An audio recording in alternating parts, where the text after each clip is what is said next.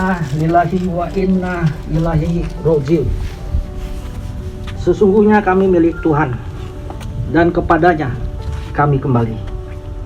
Pada hari ini kita berkumpul di sini untuk mengantarkan seorang patriot, putra terbaik bangsa, almarhum Jenderal TNI Purnawirawan Pramono Edy Wibowo bin Sarwo Edy Wibowo ke tempat peristirahatan yang terakhir. Beliau telah dipanggil menghadap Sang Maha Cipta dengan tenang di Cipanas, Jawa Barat pada hari Sabtu 14 Juni 2020 pada pukul 19.38 waktu Indonesia Barat pada usia yang 65 tahun. Bapak Ibu hadirin dan para prajurit TNI yang kami cintai. Semasa hidup Jenderal TNI Purnawirawan Pramono Edy Wibowo adalah sosok yang rendah hati, sederhana, dan dekat dengan prajurit. Kami banyak mendengar testimoni dari teman-teman seangkatannya, bawahannya, juga seniornya, tentang kesederhanaan dan kedekatannya dengan prajurit, baik semasa berdinas di Kopassus, mulai dari Komandan Peleton hingga Komandan Jenderal Kopassus, maupun jabatan setelah itu, mulai Pangdam 3 Siliwangi, Panglima Kostrat hingga Kepala Staf Angkatan Darat. Sebagai prajurit, Edy juga adalah prajurit yang profesional. Ketika masa pemilihan presiden tahun 2004, almarhum berdinas sebagai ajudan Presiden Megawati Soekarno Putri. Saat itu beliau menunjukkan loyalitasnya yang paripurna kepada presiden, meskipun kakak iparnya juga tengah mengikuti konsultasi pemilihan presiden. Edy tetap berdinas dengan baik dan tidak pernah membawa persoalan politik pada keluarga. Sebagai prajurit, garis politiknya jelas adalah politik negara.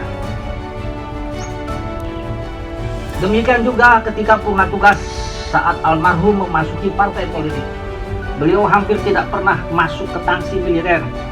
Ketika akhir tahun lalu beliau memutuskan untuk berhenti dari partai politik, barulah pada tanggal 2 Juni yang lalu almarhum menyempatkan diri menjambangi kembali ke kesatuannya, yaitu di Cijantung Kopassus. Kepada Komandan Jenderal Kopassus, beliau meminta maaf karena selama 5 tahun terakhir tidak pernah datang lagi ke kesatuannya yang sangat dicintai, yaitu, kata almarhum, "Saya tidak ingin prajurit terpengaruh dengan kedatangan saya karena saat itu saya berada di partai politik."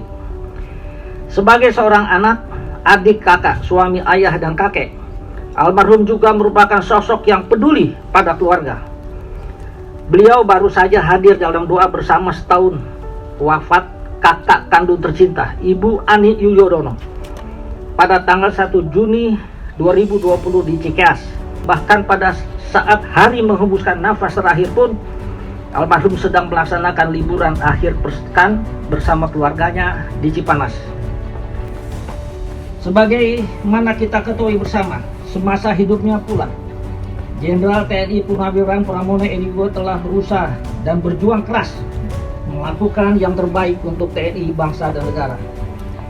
Karya beliau yang akan selalu dikenang adalah modernisasi alat utama sistem senjata TNI, antara lain pengadaan senjata kavaleri, yaitu Main Battle Tank Leopard buatan Jerman dan senjata artileri meriam 155 Cesar buatan Perancis.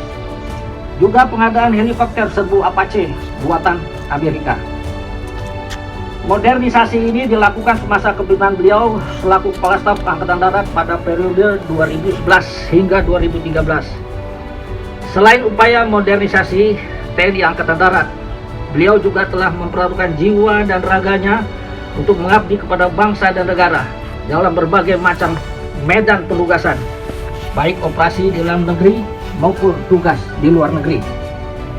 Salah satunya adalah ideal almarhum untuk mengibarkan merah putih di puncak tertinggi dunia, Gunung Everest. Gagasan ini merupakan implementasi dari keinginan Komandan Jenderal Kopassus waktu itu, Mayor Jenderal TNI Prabowo Subianto, agar TNI tidak kalah oleh tentara dari negara maju. Tahun 1997, tim pendaki Gunung pimpinan Letnan Kolonel Infantri Parmono Edi Wibowo berangkat menuju Nepal. Banyak yang mengatakan ini adalah misi nekat karena persiapan yang sangat-sangat minim dan tidak ada pengalaman mendaki gunung salju. Tetapi almarhum dan tim punya tekad yang kuat dengan moto komando, pantang pulang sebelum misi berhasil. Lebih baik pulang nama daripada gagal di medan tugas.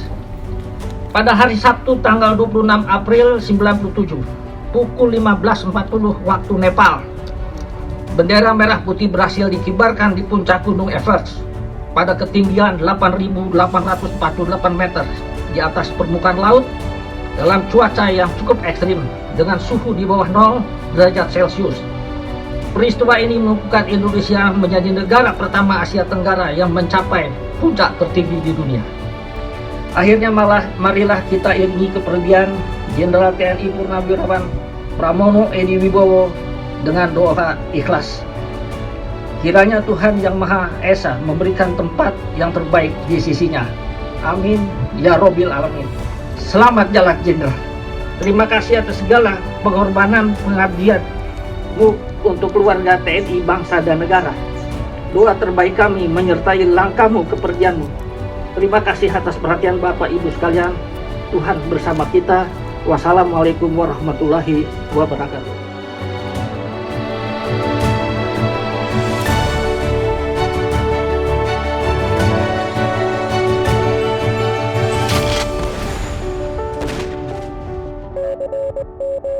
Thank you.